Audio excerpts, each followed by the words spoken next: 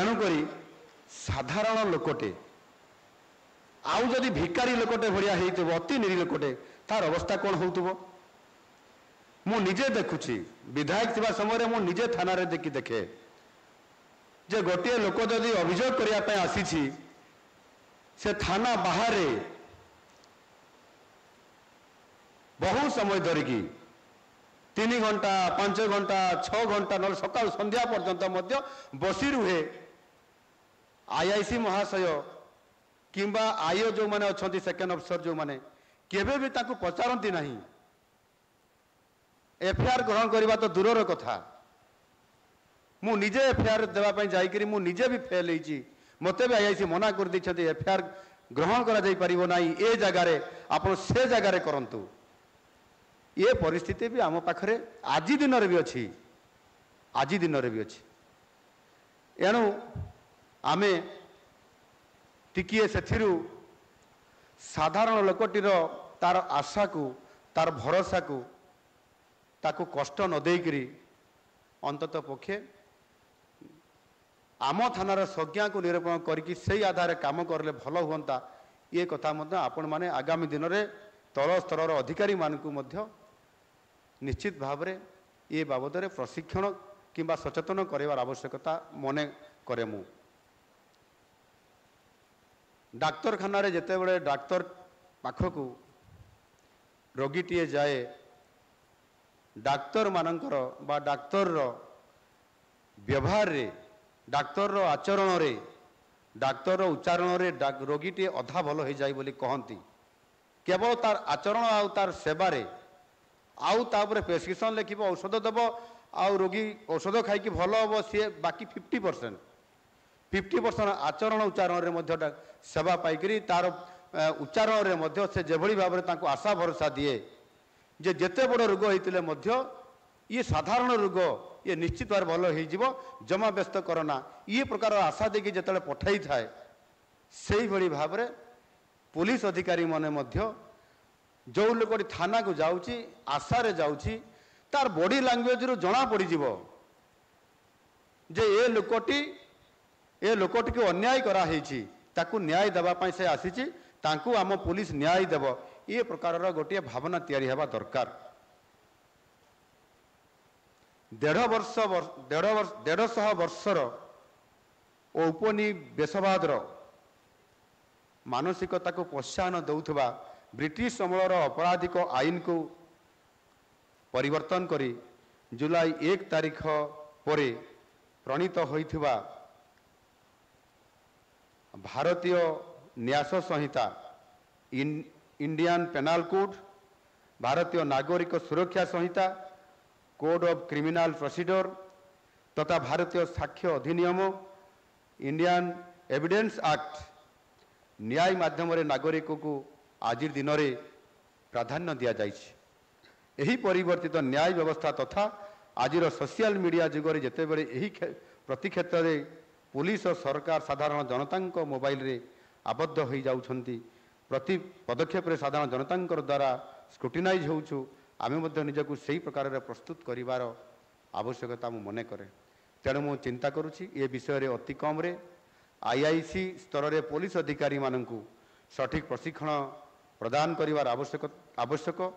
ଏହି ପ୍ରଶିକ୍ଷଣର ସାଧାରଣ ଜନତା ଓ ଅଭିଯୋଗକାରୀଙ୍କ ସହିତ ଉପଯୁକ୍ତ ବ୍ୟବହାର ଏବଂ ଆଇନକୁ ଲେଟର ଓ ସ୍ପିରିଟ୍ ସହ ପାଳନ କରିବା ବିଷୟକୁ ମଧ୍ୟ ସାମିଲ କରାଯାଇପାରେ ଏ ବିଷୟରେ ମୁଁ ବରିଷ୍ଠ ପ୍ରଶାସନିକ ଅଧିକାରୀମାନଙ୍କ ସହିତ ଆଲୋଚନା କରି ନିଶ୍ଚିତ ଭାବରେ ମୁଁ ନିଷ୍ପତ୍ତି ନେବି ଚଳିତ ବର୍ଷ ଶ୍ରୀ ଜଗନ୍ନାଥ ମନ୍ଦିର ପୁରୀର ସୁରକ୍ଷା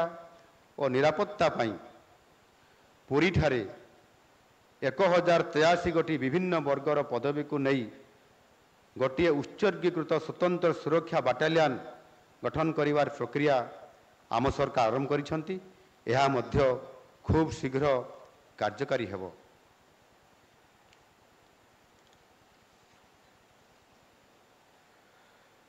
ଆମ ସରକାର ଆସିଲା ପରେ ଯେତେବେଳେ ଇଏ ଗୃହ ବିଭାଗର ଏବଂ ସାଧାରଣ ପ୍ରଶାସନ ବିଭାଗର ଯେତେବେଳେ ଏହାର ସମୀକ୍ଷା କରାଯାଉଥିଲା ମୁଁ ନିଜେ ରିଭ୍ୟୁ କରୁଥିଲି ଏବଂ ଗତ सरकार समय मुझे विरोधी दलर मुख्य सचेतक हिसाब से दायित्व निर्वाह करुली सेतेबेले मध्य अनेक ये गृह विभागर आपंकर विभिन्न संघ तरफर से कनेस्टेबल हाबिलदार महासंघ कहतु कि आपंकर होमगार्ड आसोसिएशन कथा कहतु एवं अन्यान्य जो माने ये विभाग आसोसिएशन बा संघ अच्छी संघ तरफर अनेक समय मत अनुरोध करा जाउथिला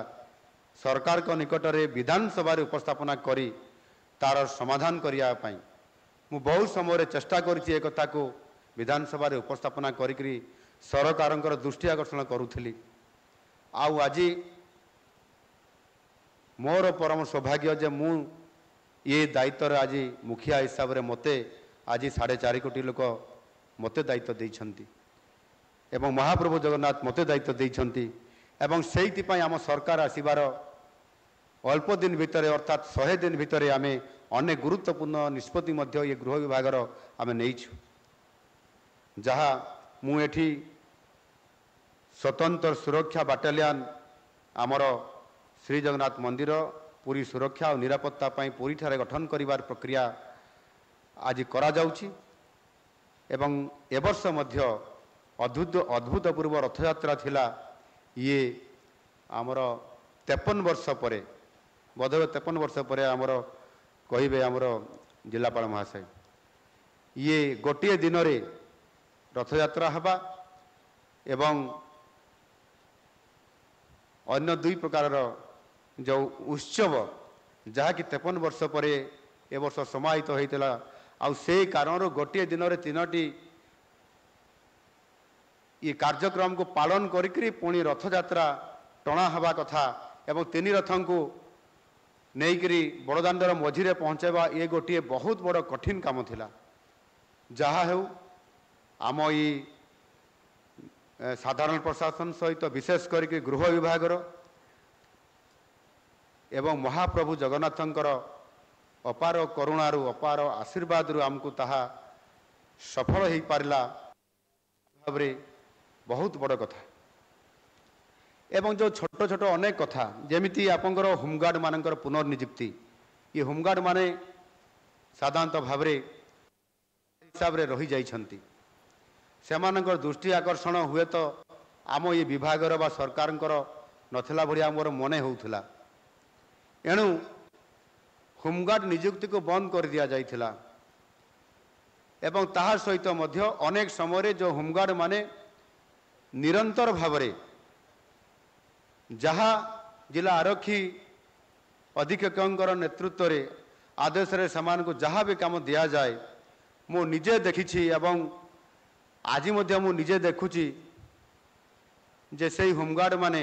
जोठी दायित्व दिया जाउछि जेते समय पय रहिबा पय कहा जाउछि मते लागुछि सबुठारु ए विभागर बेसी कठिन परिश्रम करुथबा से होमगार्ड माने सेमानंकु आज ठीक भावरे समानंकर चिकित्सा करिबा बा समानंकर दायित्व को एवं समानंकर काम को आउ टिके अधिक प्रोत्साहन करिवार आवश्यकता को मु मने करे।